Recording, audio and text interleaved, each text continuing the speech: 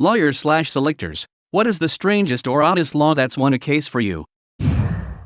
I had a case where a guy was charged for running a red light. The thing is, he had been sitting at the lights for 5 minutes and it hadn't changed. The wording of the specific section under which he was charged related to stop signs and traffic lights and referred to them as traffic regulation devices.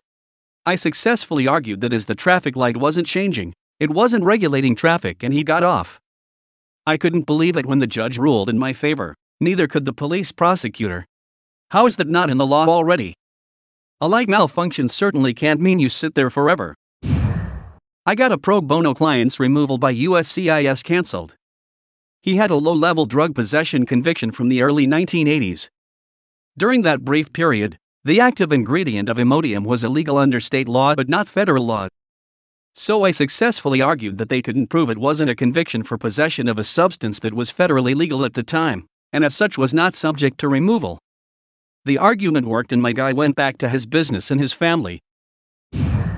47 U.S.C. 227, B. Restrictions on use of automated telephone equipment. Law student working at law firm. We have a fax machine that gets tons of spam faxes. Our chief partner has a vendetta against spam, and he uses it to give us practice in researching and writing petitions. So we catalog each fax, send replies to take us off the list, document everything and wait for them to fax us again. Then we follow up with a FCC complaint and demand letter. A couple times this has ended up with a person getting mad and sending us retaliatory faxes, black sheets of paper. If they stop sending we don't do anything, but we've gone to small claims a couple times, and gotten $500 per page a couple times. We also got someone trying to sell drugs through fax but we just turned it over to the police. Imagine sending a spam fax about drugs to a law firm. A guy got drunk and decided to ride his horse through town. This was a small town in North Carolina. Well, he would stop at each intersection and fire his pistol in the air like some Wild West cowboy. Anyway, the guy was charged with a DUI and discharging a firearm within city limits, which was a felony. So as one would soon find, it is not just mandatory but a law that you must fire your firearm into the air at an intersection when coming through town on your horse. An old blue law that never got erased. He still got the DUI and his horse got impounded, but the dumbfounded judge dropped the other charges. The Canadian Interest Act specifies that all interest must be specified in a per annum percentage. If it is not, it's struck down to 5% simple interest per year.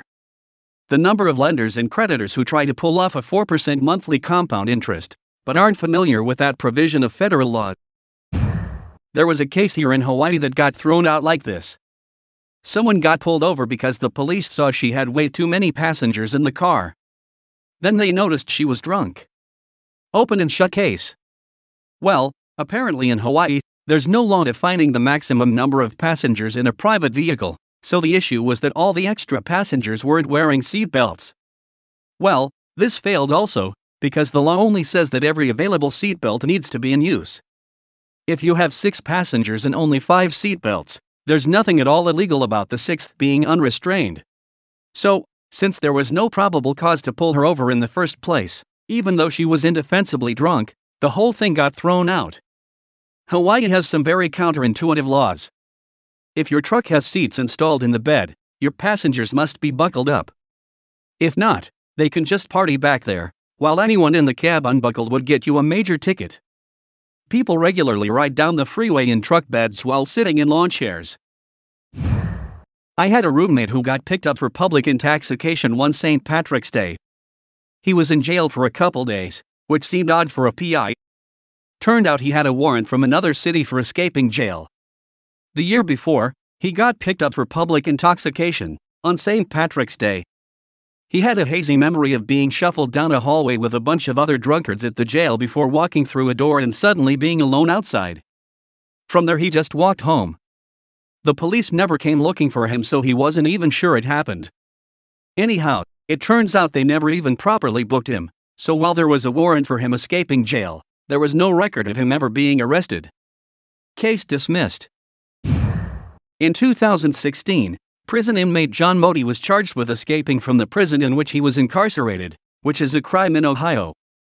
The prosecution, however, failed to establish that the Hocking Correctional Facility, and therefore the crime, was located within the court's jurisdiction of Hocking County, as all witnesses potentially able to offer testimony on the prison's location had gone home for the day, and, incredibly, no one remaining could provide references allowing the court to take judicial notice of the prison's location. The charges against Modi were dismissed, and he was allowed to return to prison to serve his sentence, but at least without additional charges concerning his alleged escape.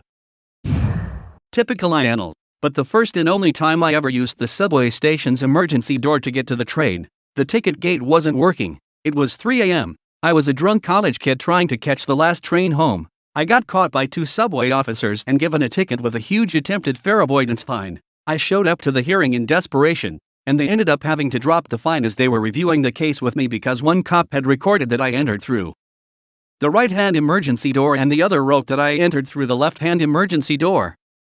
Never been so grateful in my life. I had a client with a serious medical problem that cost her her job, and she was preparing to file bankruptcy on the medical bills and credit card debts. Thing was, she had like $15,000 socked away and didn't tell me. It was all that was left of her life savings. Before we filed her case, she gave it to her mom for safekeeping.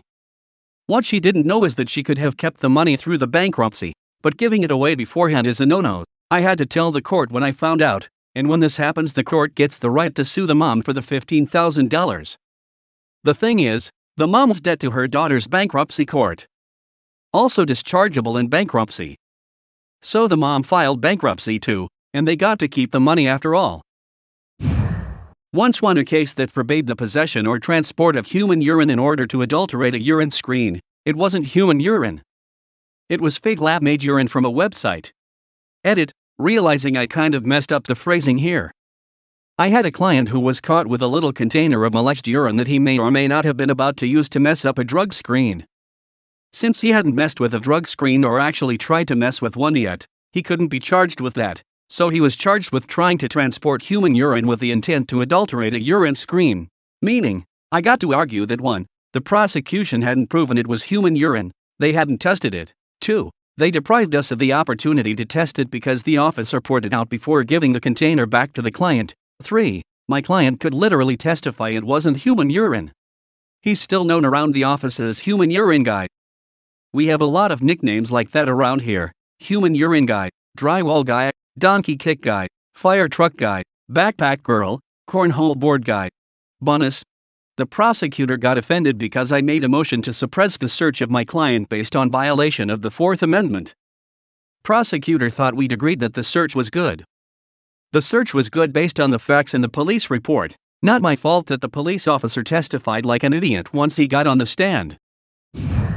My brother is a lawyer. He got a DUI charge dropped for a client. Guy gets pulled over. Cop asks him to step out to perform the sobriety test after he admits to having consumed some amount of alcohol. He complies, but after stepping out of his car asks the officer if it's okay for him to reposition his vehicle to move it further away from the road, because he feels uncomfortable being that close. The cop obliges. Apparently the charge got dropped because the officer willingly let an intoxicated individual operate a motor vehicle. INL. But I won my case by exploiting a legal technicality in my jurisdiction. My case needed to be tried at a certain court, but they tried me in another court. And by trying me in the wrong court, basically broke the law. I made them aware of this, and had my case dismissed. Here in Texas, if you get in an accident on a public road, with someone that you are related to by a certain degree of closeness, such as a sibling, as the driver, you can't sue them, unless the crash was intentional, or, essentially reckless. It is a decades-old statute that doesn't get trotted out terribly much at all, but I coincidentally stumbled on it and it managed to be the saving grace for a client who was being sued by his in-laws for a crash while taking them to the airport. I once got out of a parking ticket by refusing to admit I was the driver. In the UK, parking companies that use automatic number plate recognition can get the contact details of the registered keeper of a car from the DVLA, or DMV, and send them the fine in the post. But I did some Googling and found out that legally it's not the registered keeper who is liable for the fine, it's whoever was driving at the time. This isn't always the case. There are situations where they can hold the keeper liable, but in my specific case this didn't apply. They really don't like you knowing this. Their letters are worded very carefully to give you the impression that you are liable for the fine as keeper of the vehicle without ever actually outright saying that. and they do the crap where you can either pay a reduced fine now, or appeal and pay a bigger fine later. I appealed. I didn't lie and claim I wasn't the driver. Instead, I just pointed out that they are contacting me as the registered keeper, that the registered keeper isn't legally liable to pay the fine, and that I am under no obligation to give them any details of who was driving at the time. It took months and 2 appeals, but eventually I won and didn't have to pay the £20 fine I would have paid, but I felt like I hadn't done anything wrong. I'd not parked illegally or overtime or not paid or anything. I'd just forgotten to validate my parking after shopping at Tesco. Statute made it a crime to build structures in the park, i.e. homeless tents. My guy gets picked up. With zero prep, I get up, look at the statute, and see there's an exception if they have the governor's, mayor's, or parks department permission. I said the ticket didn't say they checked for permission and they won't be able to prove that, so it should be dismissed for lack of probable cause. Judge, who hated the criminalization of poverty, threw it out. Obligatory IANL disclaimer: my mom was getting sued by a debt collection company that was well known for suing people as a means of threatening them. I had some time when I looked up the laws on debt collection. Where we lived at the time, you had the right to demand in writing that they provide evidence that they actually hold the debt, and they had a certain amount of time to respond under the law, or they forfeit any right they had to collect said debt. I sent them a certified letter. We never heard back from them. When we went to court, I submitted the receipt for the certified letter and said they had failed to provide the proof within the legal time frame and cited the law. Case dismissed, with prejudice. The lawyer for their side didn't even care. I once had a client who woke up in the middle of the night to the sound of someone in his home. He retrieved a Colt 1911 from a bedside drawer, walked into his living room and confronted a figure in the dark. The person didn't identify himself but moved towards my client, who fired a single shot that went through the person's shoulder. Turned out it was my client's stepson, who had snuck out, been drinking underage, and stumbled home. The problem with the situation was that my client was a convicted felon. Several times over. That meant that while the shooting itself was legally defensible, his possession of the firearm was not. We looked into the history of the gun itself, as our client had indicated it had belonged to his grandfather, who had served in the U.S. Army in the early 20th century. Ultimately, we were able to bring multiple experts in and establish that the gun had been among the very first batch of firearms distributed from Colt to the U.S. Army at the Augusta Armory.